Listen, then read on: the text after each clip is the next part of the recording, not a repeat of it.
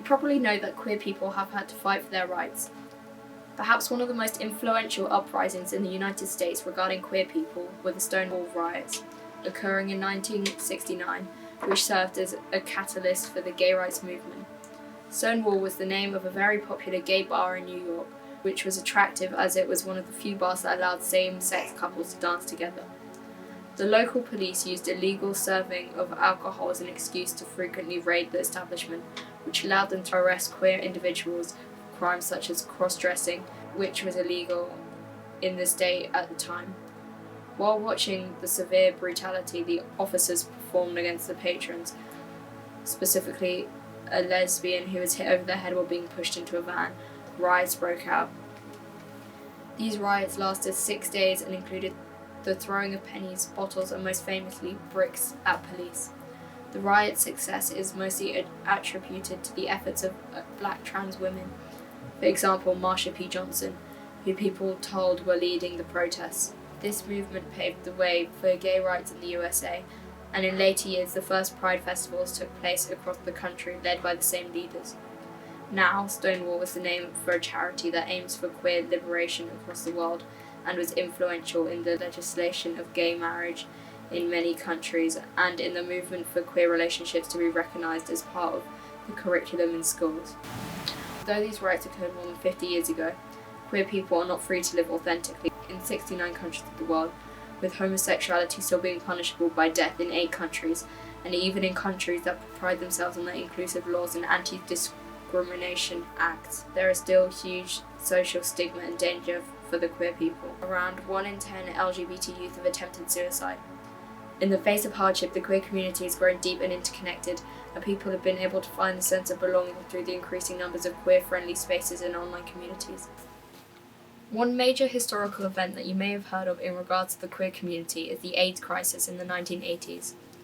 AIDS is a sexually transmitted disease where the immune system becomes severely compromised as a result of the HIV virus. The effects of this disease are deadly and still affect 38 million people around the globe today, particularly in countries where practicing safe sex is not readily taught, but is largely known for its devastating effects, particularly within the gay men that boomed in San Francisco in the United States. Even after the disease was recognized in the United States in 1981, the government did very little to try and control it, as it seemed to only affect gay men, drug users, and racial minorities, which is far from true.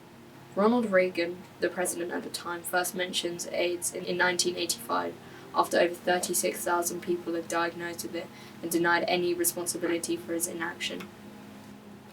Due to rumours and myths regarding the illness that spread due to a lack of information on the subject, doctors were scared to treat AIDS patients. Gay men who survived through the AIDS crisis talk of how they were scared to visit their friends in the wards who later died. One group of people who were determined to stand up and support those patients, however, is lesbian women. Lesbians began volunteering in hospitals en masse and were greatly appreciated for their efforts within the community. So much so that the acronym to describe the queer community was changed from GLBT to LGBT to recognise lesbians' efforts. So what actually do the letters in the LGBTQ+ acronym stand for? LGBTQ+ is used to describe various sexualities and gender identities outside of the cisgender and heterosexual norm.